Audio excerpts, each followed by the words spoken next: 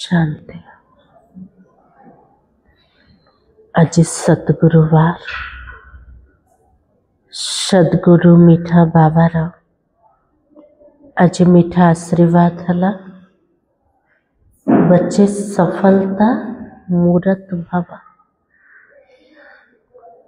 संगम समय रे बाबा जमती बहु रूप आम सामना रोच। केतले मात पिता केतले साजन और केतले सर्जन। तो बाबा को कौन कहवा सुप्रीम सर्जन कहवा ना। आ से सर्जन गोटे प्रकार का औषध दौच किंतु दुनिया पाखक गले डॉक्टर पाखक से डॉक्टर पाखक केते मेडिसिन दे गोटे रोगर बहुत सारा मेडिसिन किंतु भगवान जो आत्मार रोग को भल करिया पे आछन ताले प्रत्येक रोगर निवारण प्रत्येक रोगर मेडिसिन से गोटे आकार से गोटे मेडिसिन कोटा बाबा जोटा दौरान आमको अधा कल्प पे आ किसी रोग हबनी कोटा मनमना अभाव। तो बाबा के लिए मेडिसिन को जो माने प्रत्येक दिन ग्रहण करते से आत्मा माने सबु जाक रोगर मुक्त हो पारे। कौन से भी विकार रूपक रोग बाबार याद होचे एमती अमूल्य औषधटा जन्म जन्मांतर विकर्म को विनाश कर रोगर कारण भी कोटा विकर्म का जन्म जन्मांतर आत्मा भीतर जो पाप कर्म अच्छे से पाप कर्म कारण रू ही आत्मा को जो शरीर मिलचे से शरीर को रोग हो ताले सबुजाक रोग को समाधान केवल गोटे मात्र औषध कोटा मनमना भवाट। आज तारीख होचे 11 डिसेम्बर 2025 मुरली। बाबा कही मीठे बच्चे संगम युग पर तुम ब्राह्मण संप्रदाय बने हो। तुम्हें अब मृत्यु लोक के मनुष्य से अमर लोक का देवता बनना है। बाबा के लिए को संप्रदाय को आसीगले ब्राह्मण संप्रदाय संगम युग को आसीगले।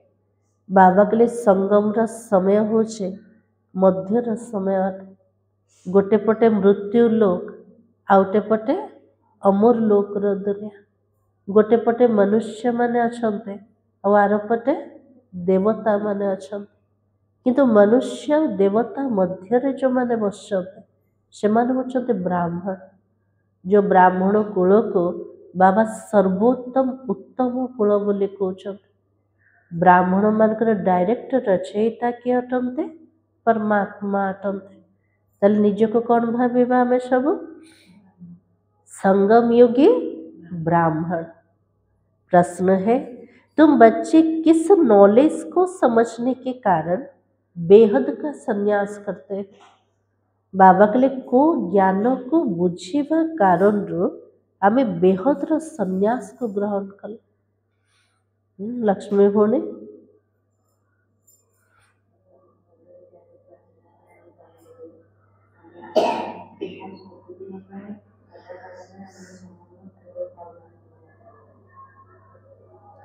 तो बाबा के लिए दुनिया भीतर रही के वैराग्य हवा संबंध भीतर रही के संन्यास ग्रहण करवा।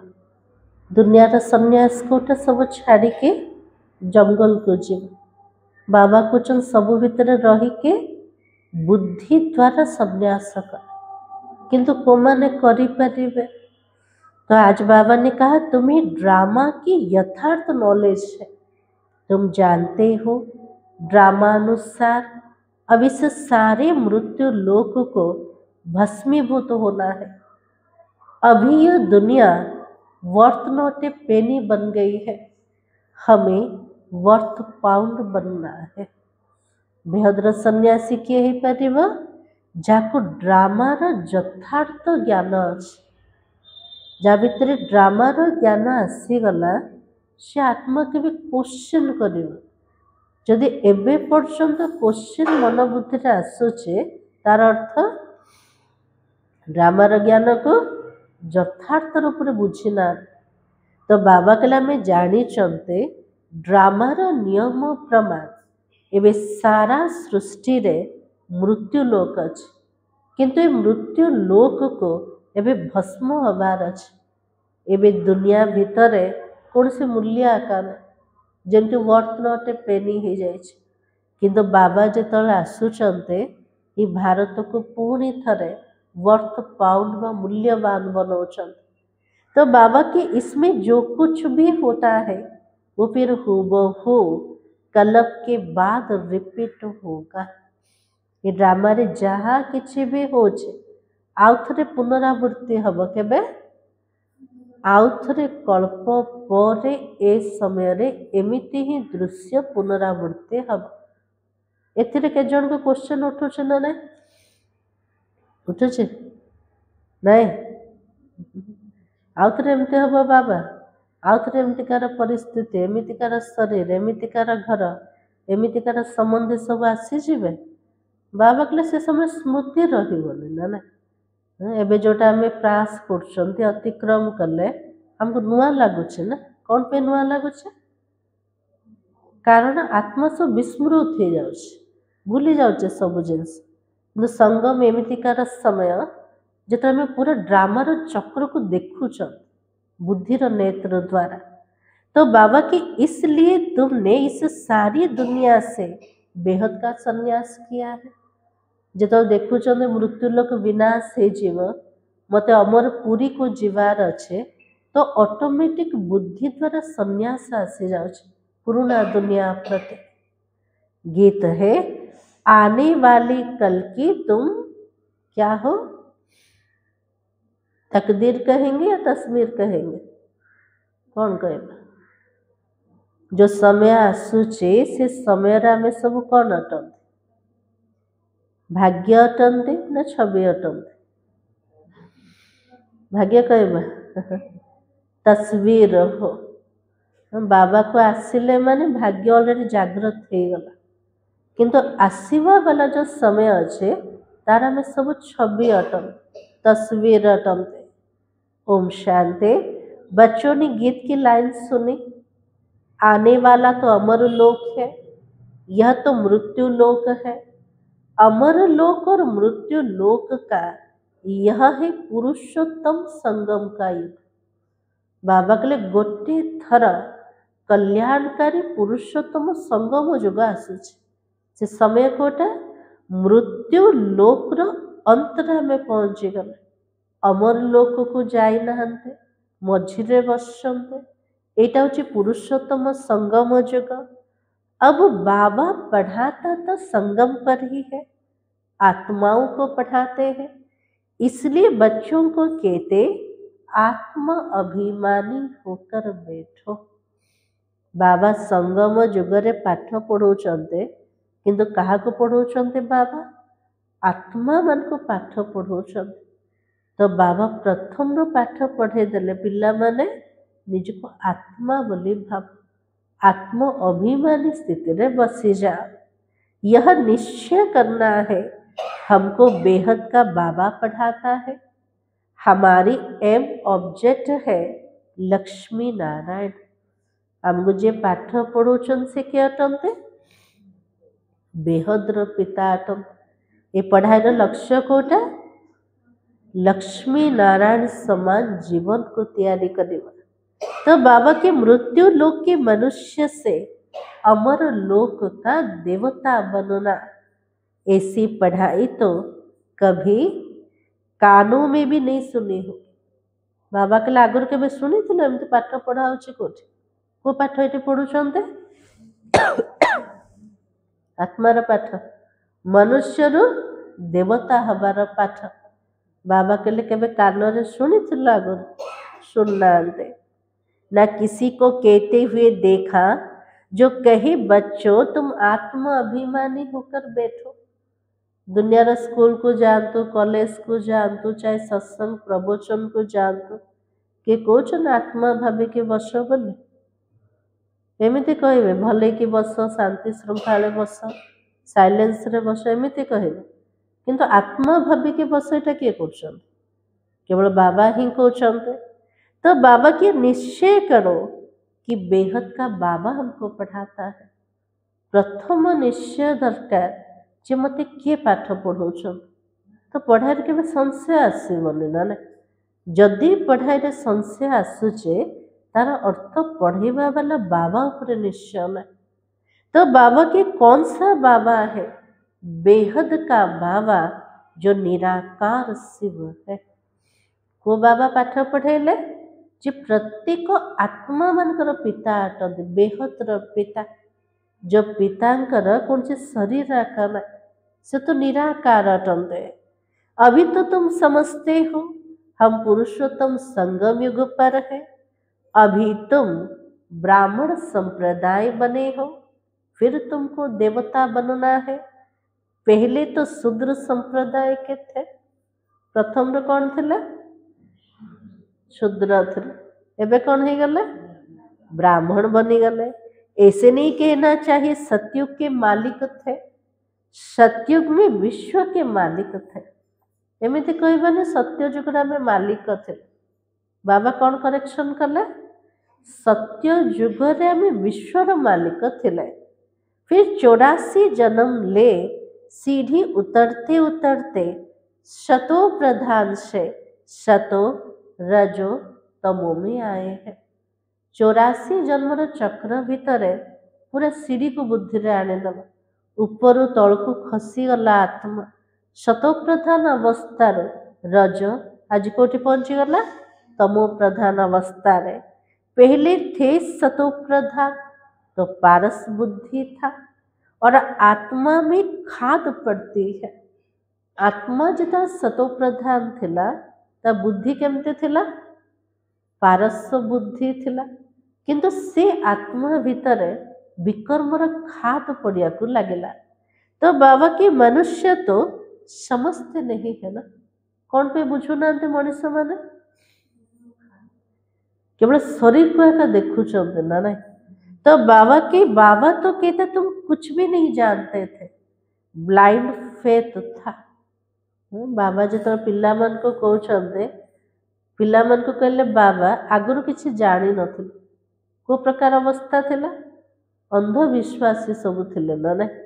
तो बाबा की ब्लाइंड फेथ था सिवाय जानने की किसी की पूजा करना व याद करना उसको ब्लाइंड फेथ ही तो कहा जाता है। ताको न जानी कि जदि ताको मने पकेवा बा पूजा करिवा ताको कौन कहा विश्वास तो अच्छे किंतु यथार्थ ज्ञान ना ब्लाइंड फेथ का कहा पूर्व आम कौन करुले चित्र मूर्ति को पूजा करते माने सब किए कोठी थिले तांकर जीवन कहानी को जानी नथिले। तो बाबा की अपनी श्रेष्ठ धर्म श्रेष्ठ कर्म को भी भूल जाने से वो कर्म भ्रष्ट धर्म भ्रष्ट बन पड़ते हो। आत्मार श्रेष्ठ धर्म कौन अटे श्रेष्ठ कर्म कौन अटे ताको भूलिबा कारण आज प्रत्येक आत्मार अवस्था धर्म भ्रष्ट कर्म भ्रष्ट हो गला। भारतवासी इस समय देवी धर्म से भी भ्रष्ट है। बाबा कहले भारतवासी माने दैवी धर्म जोटा थिला से धर्मर जोटा धारणा थिला से धारणार भ्रष्ट हो गले। ताले देवी धर्मर धारणा कोटा थिला संपूर्ण पवित्रता निर्विकारी थिले। तो बाबा समझाते वास्तव में तुम हो प्रवृत्ति मार्ग वाला। बाबा कहले आम सब सन्यास होती किंतु प्रवृत्ति मार्ग वाला घर गृहस्थ वाला। तो बाबा की वही देवताएं जब अपवित्र बनते तब देवी देवता तो कह नहीं सकते इसलिए नाम बदलकर हिंदू धर्म रख दिया है। प्रकृत धर्मर ना होचे आदि सनातन देवी देवता धर्म किंतु से देवी देवता धर्म वाला जिते अपवित्र बनीगले निजको देवी देवता धर्म कहवा तो शोभा पाइबनी ना से निजको कौन कहला हमें हिंदू धर्म अटंते। यह भी होता है ड्रामा प्लान अनुसार सभी एक बाप को पुकारते हैं, हे पतित पावन आओ। आज समस्ते जन को एका डाकुଛନ୍ତି, कौन कहिके डाकिले? हे पतित पावन आस। वो तो एक ही गॉड फादर है जो जन्म मरण रहित है, जी कि समस्त पिता गॉड फादर बोली कहते, तंगर जन्म नहीं कि मृत्यु नहीं। ऐसे नहीं नाम रूप से न्यारी कोई चीज है। ଯେତେବେଳେ କହୁଛନ୍ତି ଜନ୍ମ ନାହିଁ ମୃତ୍ୟୁ ନାହିଁ, ମଣିଷ କ'ଣ ଭାବୁଛେ?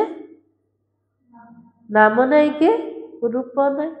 ବାବା କହିଲେ ଏମିତି କୋଉ ଜିନିଷ ଅଛି ଯାହାର କୌଣସି ନାଁ ନଥିବ, ରୂପ ନଥିବ?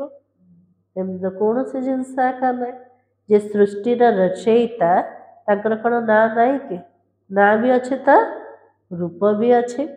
तो बाबा के आत्मा का परमात्मा का रूप बहुत सूक्ष्म है। एमती कौन पे कहले ना देखा जाऊ ना परमात्मा, ना आत्मा देखा जाउछि ना परमात्मा देखा जाउछन्ति।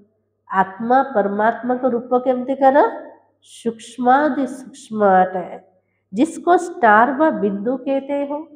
शिव की पूजा करते शरीर तो है भी नहीं। जिते सब देवी देवता मान अच्छा समस्त मूर्ति पूजा हो। शिव मंदिर को गले तार पूजा कर, शिवलिंगर पूजा कर, शारीरिक आकृति किसी अच्छी नहीं। तो बाबा के शरीर तो है नहीं। अब आत्मा बिंदी की पूजा तो हो ना सके, ज्योतिर्बिंदुर पूजा तो करी हबनी, से एते बड़ा लिंग बनई देले। तो बाबा की इसलिए उनको बड़ा बनाते पूजा करने के लिए। समस्ते शिव की पूजा करते हैं, परंतु उनका रूप क्या है वो तो नहीं जानते हैं ना।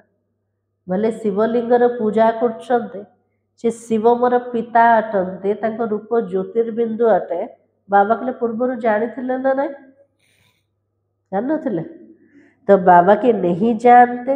ये सब बातें बाबा इस समय ही आकर समझाता है। बाबा निज उपर बुझाउछन्ते, निजर परिचय देले, तासे तो प्रत्येक आत्मार जीवन कहानी बाबा बुझे देले। तो बाबा कहते तुम अपने जन्म को नहीं जानते हो। आमे भी निजर पूर्व जन्म को जानी थे कि जानते बे जानले ना रे जानते। तो बाबा कहते 84 लाख योनियों का तो एक गपोड़ा लगा दिया है। भावुले आत्मा तो 84 लाख योनि भीतर आसुचे। तो बाबा कहते तुम बच्चों को बैठकर समझाते, अभी तुम ब्राह्मण बने हो, फिर देवता बनना है। एबे ब्राह्मण ही चलते कि भविष्य रे देवता हबार अच्छे, तार पुरुषार्थ भावे करछन्ते। कलयुगी मनुष्य तो शूद्र है, तुम ब्राह्मण की एम ऑब्जेक्ट है मनुष्य से देवता बनने की।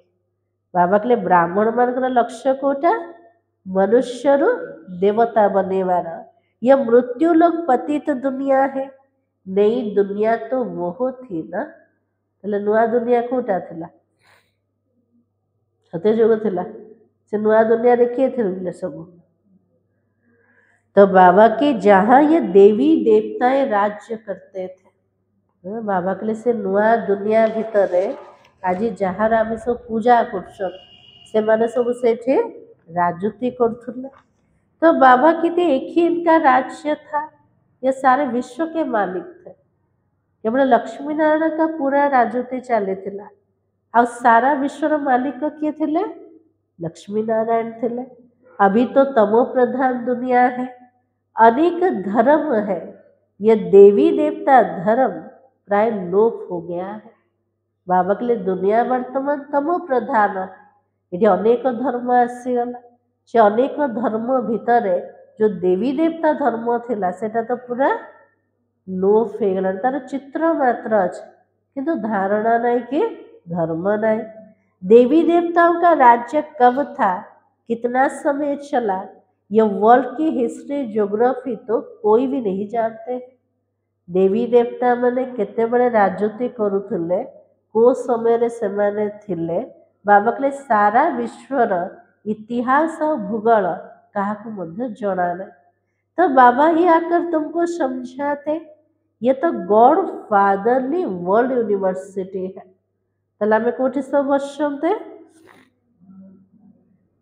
यूनिवर्सिटी रे बसन एते बड़ विश्वविद्यालय कहार विश्वविद्यालय गॉड फादरली वर्ल्ड यूनिवर्सिटी और जिसकी एम ऑब्जेक्ट है अमर लोक का देवता बनना। ये विश्वविद्यालय लक्ष्य कोटा अमर पुरी रो देवता बनेवा। इनको अमर कथा भी तो कहा जाता है। तुम इस नॉलेज से देवता बन काल पर जीत पाते हो। बाबा जोटा शुणुचंती सेटा अमर कथा है। ये अमर कथा शुणिके आम देवता ही जीवा। आ देवता मानक केबे काल खाइब कि नहीं? खाइब कि? हाँ, तो बाबा के वहां कभी काल खा नहीं सकता है। मरने का वहां पर नाम नहीं होता है। ये मृत्युर जमते ना अच्छे सत्य जुगर मृत्यु व काल सेमते किसी ना का नहीं।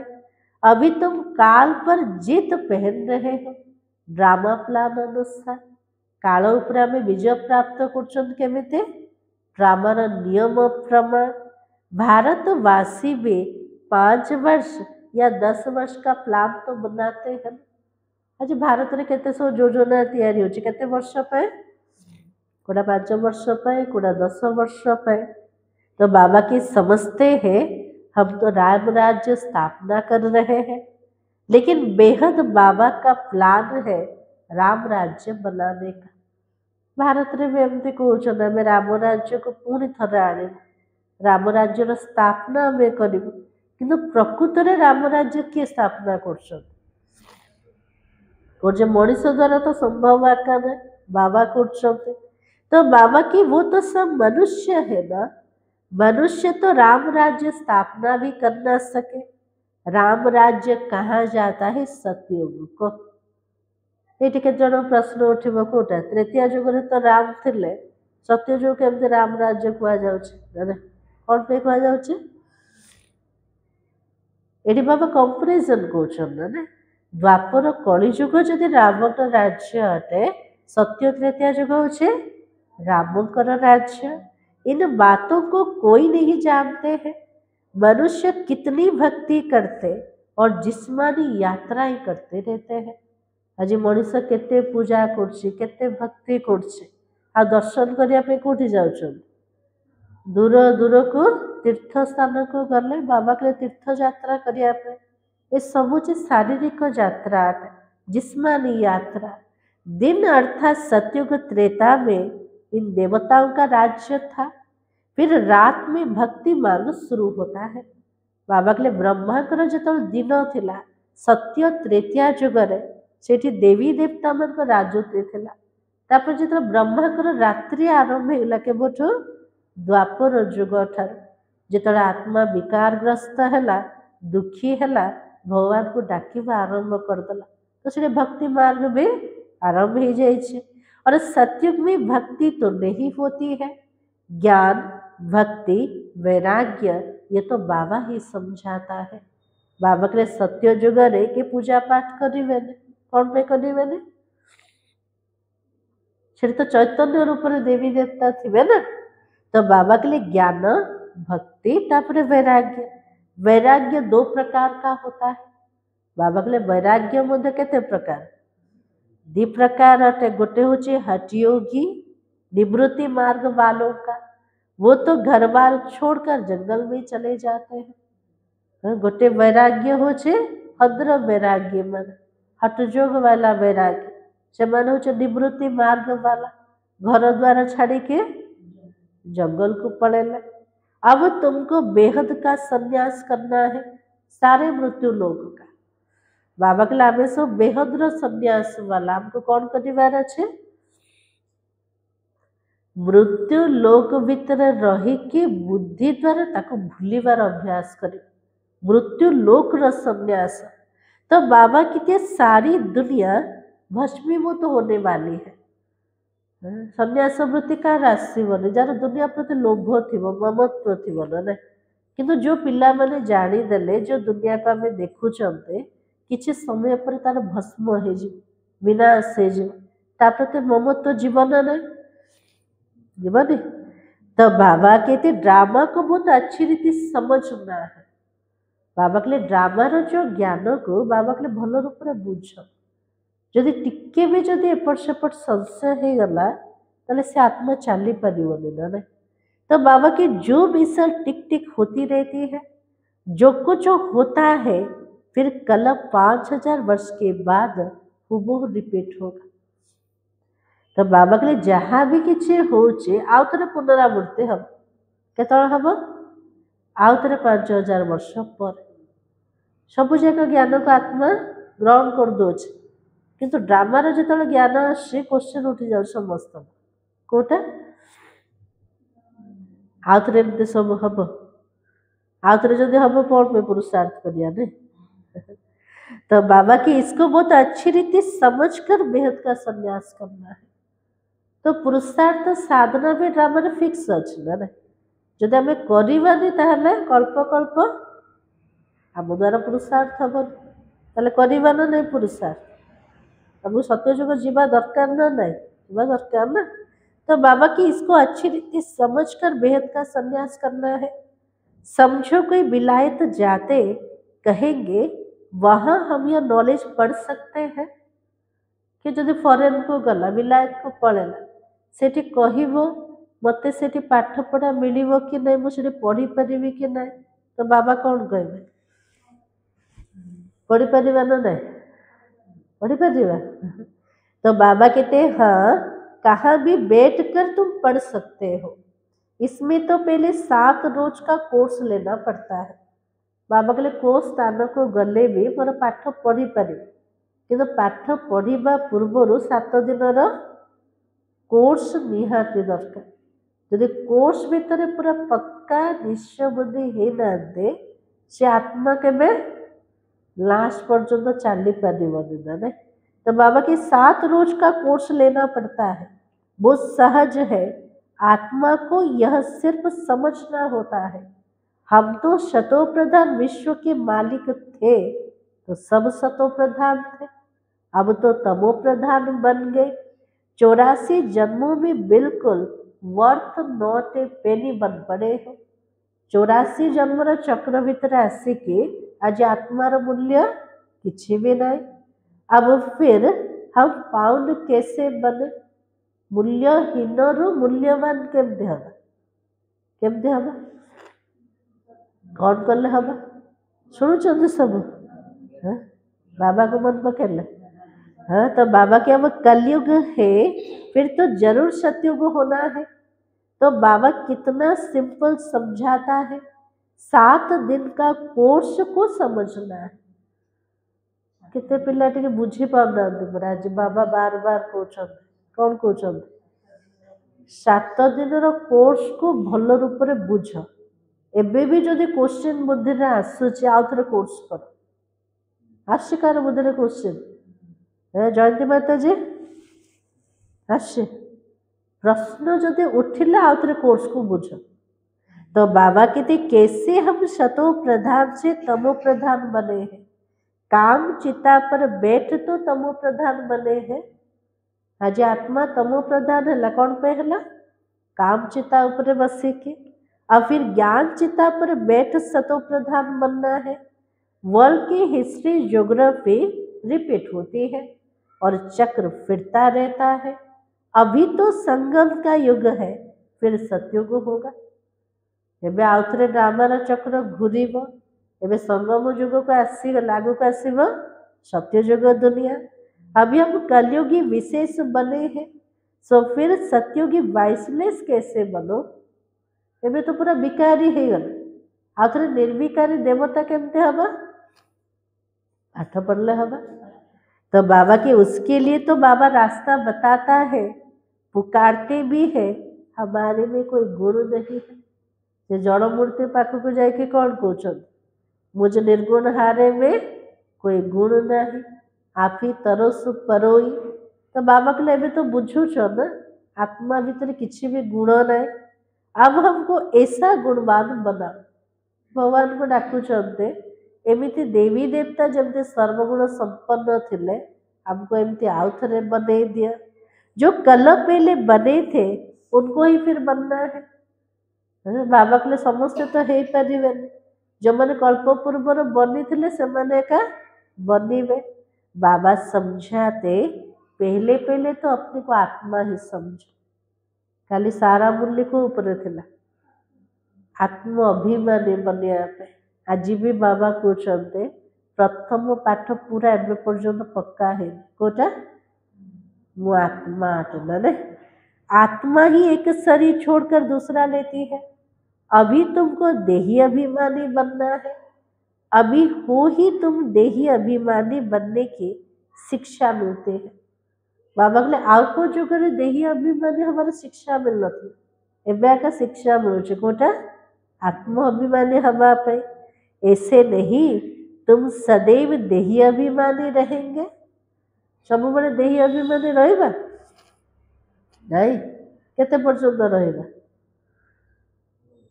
सत्य जगह देही अभिमानी स्थिति थी बन ना थिबो ना। तो बाबा कहते नहीं सतयुग में तो नाम शरीर का रहता है।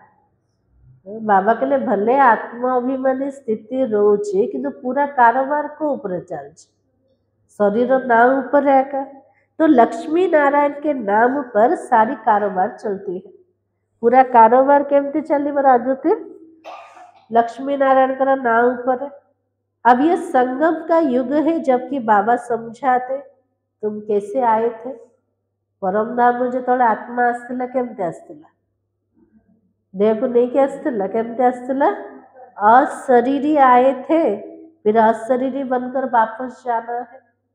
जेमिति आसले सेमती आगे जीवार अच्छे देह को तो नहीं कि जीवार ना तो से बाबा बार बार कहते पिला मन निजको देह भावनी देह भाविला का सब जाक खिटपिट हो ना कौन खिटपिट सब होचे अन्यर देह को देखुं विकारग्रस्त होती चिड़चिड़ापन क्रोध राग सब जाक आसी जा सब गड़बड़ कौटी है ड्रामा भीतर देह अभिमान कारण। इसलिए बाबा कहता है अपने को आत्मा समझकर बाबा को याद करो। यह तो रूहानी यात्रा है, आत्मा अपने रूहानी बाबा को याद करती है। जिस्मानी यात्रा सुनी थी ना एबे बाबा को यात्रा कहले रूहानी यात्रा। ये यात्रा ने किए का मन पकेब आत्मा निजर पिता को मन पकोचे। बाबा को याद करने से पाप भस्म हो जाएगा। इनको योग अग्नि कहा जाता। याद तो तुम कहाँ भी कर सकते हो ना। बाबा कहले मते मने पकेबार काम पिला माने जोठी भी करि पारे प्रत्येक कर्म रे भी बाबा को मने पके पारे हे परिबो ना बाबा को मन पके बसिया को पड़िबो कि भाबुचने बसिला का याद हबो नहले हबो चाले बोले के हबो। तो बाबा के 7 रोज में समझना होता है। बाबा के लिए ज्ञान जोग सबू जाक 7 दिन कोर्स रे भले कि बुझीबार अच्छे जे बुझीबनी से मुरली क्लास रे बसले कौन हम डॉक्टरी पाठ जान नथिबो जे कि डॉक्टर को कॉलेज रे बस पड़िबो से कौन बुझीबो किछ नै याडे साडे अनेबो नर सोई पड़िबो किछ तो बुझा पड़िबो ना। एडी जो पिला बुझीबनी से कौन करिबो से का लक्षण देखा जो एडी से देखो किए आसला केतले किए कुआडे गला आउ जदि किछ न होने सोई पड़िबो आराम से रे केते साइलेंस अच्छे ना। तो बाबा के लिए सब न बुझीवा कारण होछि। इसलिए बाबा कहते याद तो तुम कहाँ भी कर सकते हो 7 रोज में समझना हो।